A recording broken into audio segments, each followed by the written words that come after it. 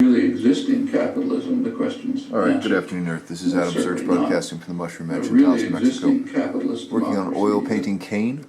All right, today I'm going to line in the tree growing out of Cain's head.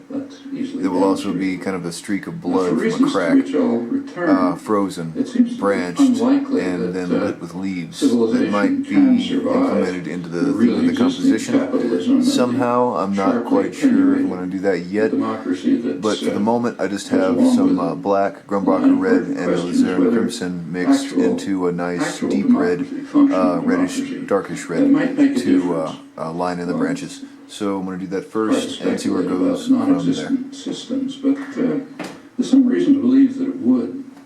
So let's just keep to the most critical, immediate problem that civilization faces. There's plenty of them, but this is the primary one: environmental catastrophe. Policies and public attitudes differ quite sharply in the United States. That's commonly the case under RECT, but strikingly in this case. Actually, there's an issue of the last issue of the Journal of the American Academy of Arts and Sciences, which goes into this, so I'll read some quotes. The researchers found that 109 countries have enacted some form of policy regarding renewable power, and 118 countries have set targets for renewable energy. In contrast to this 100 plus, the United States has not adopted any consistent and stable set of policies at the national level to foster the use of renewable energy.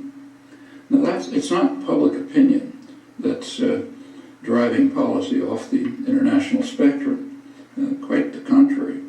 The public is much closer to the global norm than policy is, and much more supportive of actions to confront the likely environmental disaster that we're facing, maybe not too far off, could be lives of our grandchildren. Here's what the researchers found, same issue. Huge majorities of the public have favored steps by the federal government to reduce the amount of greenhouse gas emissions generated when utilities produce electricity. In 2006, 86% of respondents favored requiring utilities, or at least encouraging them with tax breaks, to reduce the amount of greenhouse gases they emit. Also in that year, 87% favored tax breaks for utilities that produce more electricity from water, wind, or sunlight. And these majorities have been maintained up to the most recent studies. Very sharply different from policies, I just quoted. Well, the fact that the public is influenced by science is deeply troubling to those who dominate the economy and largely control state policy. That's a very interesting current illustration of that. There's an organization called ALEC, the American Legislative Exchange Council. It's a corporate-funded organization that writes legislation that they try to induce states to adopt. They have a new program. It's called an Environmental Literacy Improvement Act. The act is intended for schools K-12, kindergarten to 12th grade. And the act, I'm quoting it now, the act mandates balanced teaching of climate science through these years. Balanced teaching is a code phrase that means teaching climate change denial in order to balance the mainstream climate science. It's analogous to what's called balanced teaching that's advocated by creationists to enable the teaching of creation science in the schools. And in fact, legislation based on this act has already been introduced by a number of states. ALEC has plenty of clout because of the enormous corporate funding behind it. Of course, all of this is dressed up in rhetoric about the wonders of critical thinking, no doubt a fine idea, but you can think up better choices than an issue that threatens decent survival and by accident happens to contribute to corporate profits. The ALEC legislation is based on a proposal, a project of the Heartland Institute. That's a corporate-funded institute that's dedicated openly to rejection of the scientific consensus on climate change. The institute project calls for a global warming curriculum for K-12 classrooms. It aims to teach that there is a major controversy over whether or not humans are changing the weather. And in fact, there is a controversy. It's regularly reported in the media. On one side, you have the overwhelming majority of scientists, all the world's major national academies of science, all the professional science journals, the IPCC, the UN Intergovernmental Panel on Climate Change.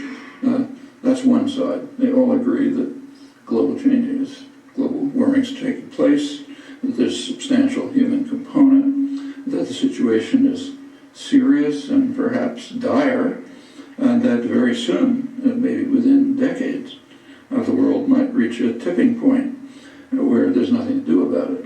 The process will begin to escalate sharply and will be irreversible with very severe economic and social effects. It's pretty rare to find a consensus of that nature on a complex scientific issue. And there is another side. It consists of skeptics, including a few serious, respected scientists, who caution correctly that much remains unknown, which means it might not be as bad as anticipated, or it might be worse. Only the first part is reported. And then omitted from the contrived debate altogether is a much larger group of skeptics. These are highly regarded climate scientists, happens to include the climate change group in my own university, MIT, and they regard the regular reports of the IPCC as much too conservative. And they've been repeatedly proven correct, unfortunately, but they're not part of the public debate, although they're very prominent in the scientific literature. Well, the Heartland Institute and ALEC are just one part of a huge campaign by corporate lobbies to sow doubts about the near unanimous consensus of scientists that human activities are having a major impact on global warming with possibly ominous implications. And there's nothing hidden about the campaign. It's quite public. It's been openly announced. That includes, of course, the major lobbies of the fossil fuel industry. It includes the American Chamber of Commerce, which is the major business lobby, and others. The efforts of ALEC and the famous Koch brothers you've probably read about, however, are a fraction of what's underway. There's a great deal more which is concealed in complex ways. Every once in a while, something leaks out. There was a story in the London Guardian recently by Suzanne Goldenberg.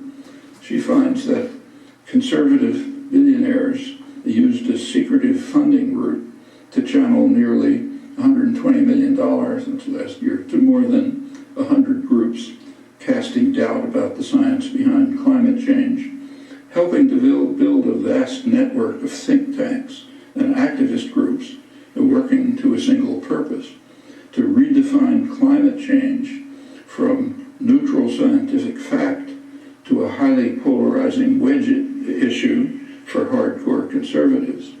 And the propaganda campaign has apparently had some effect on public opinion in the United States, which is a little more skeptical than the global norm, not much.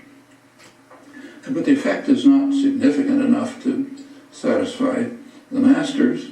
That's why you have sectors of the corporate world that are launching their attack on the educational system in an effort to counter the dangerous tendency of the public to pay attention to the overwhelming conclusions of scientific research. A couple of months ago, there was a meeting of the Republican National Committee. If you read about it, one Governor Bobby Jindal of Louisiana, warned the Republican leadership, his words, "We must stop being the stupid party. We must stop insulting the intelligence of voters." But ALEC and its corporate sponsors disagree. They want to go much farther, turning it into the stupid nation. And they're doing it for quite principled reasons. And these are rooted in these central institutions of RECT. One of the dark money organizations that's funding climate change denial is a group called Donors Trust. It's also a major contributor to efforts to deny voting rights to poor blacks in the United States, poor generally. There's a good reason for that. It's perfectly sensible. They tend to be Democrats. If you look at their attitudes, they even tend to be social democrats, welfare state measures and things like that. They might even go so far as to pay attention to science, unlike those who are trained properly in critical thinking by balanced teaching. And these efforts direct attention to another aspect of RECT, which is quite important. Roughly half the population in the United States doesn't vote. And if you look at the non-voters, it's skewed towards the lower end of the income scale, heavily in fact. And overwhelmingly they identify themselves as Democrats, and their attitudes tend towards social democratic. There has been no serious inquiry into why they don't vote. Probably one reason is the many barriers that are placed in their way. These are modern versions of the old poll tax and other devices that were designed to keep the rabble in their place.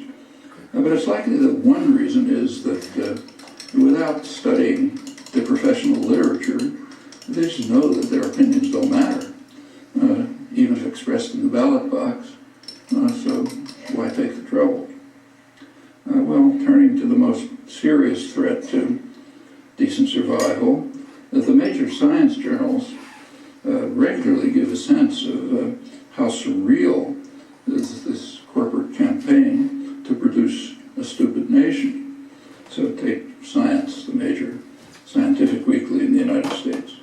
A couple of months ago, it had 3 items, side by side, news items. One of them reported that 2012 was the hottest year on record in the United States. That continues a long trend. The second reported a new study by the U.S. Global Climate Change Research Program, which provided additional evidence for that rapid climate change is the result of human activities. They also discussed likely more severe impacts. And the third news item reported the appointments to chair the committees on science policy that were chosen by the U.S. House of Representatives. The House of Representatives is overwhelmingly Republican, though the votes for House are overwhelmingly Democratic. Last election was striking. That's another consequence of the shredding of the political system. Well, there are 3 chairs. All 3 of them deny that humans contribute to climate change. 2 deny that it's even taking place. The same issue of the journal has a technical article with new evidence that the irreversible tipping point may be much closer than anticipated. That was followed a couple of weeks later by another report in Science that underscores the need to ensure that Americans become the stupid nation. This report provides evidence that even slightly warmer temperatures, less than anticipated, could start melting permafrost, which in turn could, it's well known, could trigger the release of huge amounts of very dangerous greenhouse carbon dioxide, which are trapped in ice. So it's best to keep to balanced education, at least if you can face the grandchildren whose lives you're destroying. Well, within RECT, it's extremely important as an institutional necessity that the U.S. become the stupid nation, not misled by science and rationality, in the interests of short-term gains of the masters of the economy and the political system. That's not easy to change because it's built into the institutional structures of the society. Actually, these same people who are making these decisions in their individual lives may be contributing to environmental groups. They can read the science journals as well as anyone else. But in their institutional function, they're bound by the structure of those institutions, which again makes it very hard to change and explains why policies like this are necessary. And the drive for stupidity goes well beyond climate change. So federal funding for the fundamental All right, I don't know if I can do anything else to it right now. I'm kind of stumped as to what the next step is. So I'm going to know, I know there's going to be a scene on the upper right that kind of goes along with the scene on the middle left there. And then perhaps something happening on the bottom area. And then I'm going to do something with the leaves of the tree. I'm just not quite sure what yet. So anyway, while I muse, that's the end of it for the moment. That's Adam Sturch broadcasting from the Mushroom Mansion House in Mexico, working on oil painting.